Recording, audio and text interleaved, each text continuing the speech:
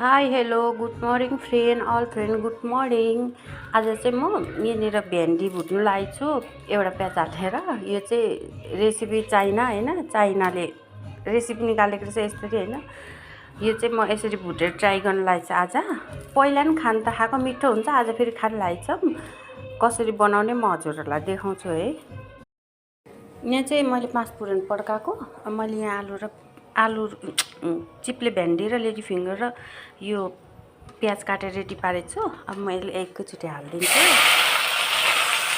बेसर हालिदिन्छु, अलिकति नुन अनि 5 पुरान मसला पड्काएको मैले।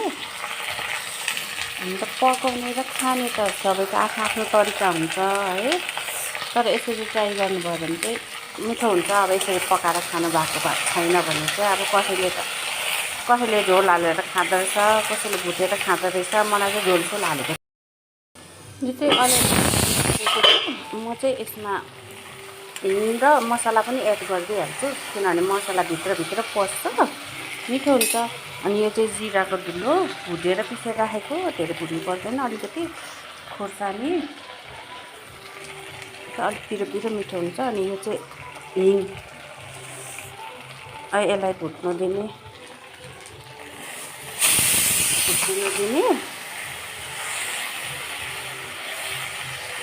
अरू चाहिँ केही पनि हाल्नु पर्दैन, यति हाले पुग्छ। रेडी भयो भेन्डी, पाकेर रेडी भएको छ, मिठो हुन्छ यसरी पकाउँदाखेरि चाहिँ।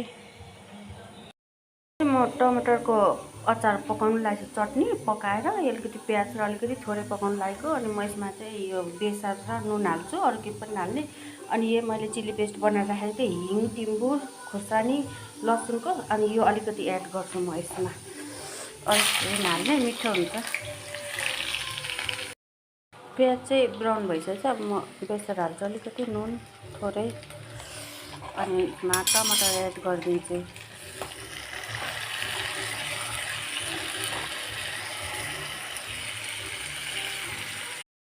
चटनी चाहिँ पाकिसकेको छ, अब म खनाउँछु कस्तो राम्रो भएछ। अनि यो चाहिँ अलिक बाक्लो खालको पोक्रा भएर ढिलो पाक्ने कि चाहिँ रेडी भइसकेको छ।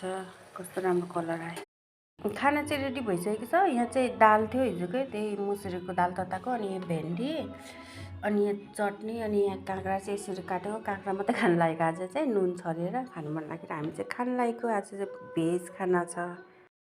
खाना चाहिँ रेडी भइसकेछ, हामी चाहिँ खानु लागेको। यो चाहिँ ब्राउन, अनि यो चाहिँ काँक्राको सलाद, यो चाहिँ भेन्डीको तरकारी अघिको र चटनी, अनि माम, अनि दाल खानु लागेको। खाना चाहिँ रेडी भइसक्यो, यहाँनिर सेम हो, चाहिँ खानु लागेको।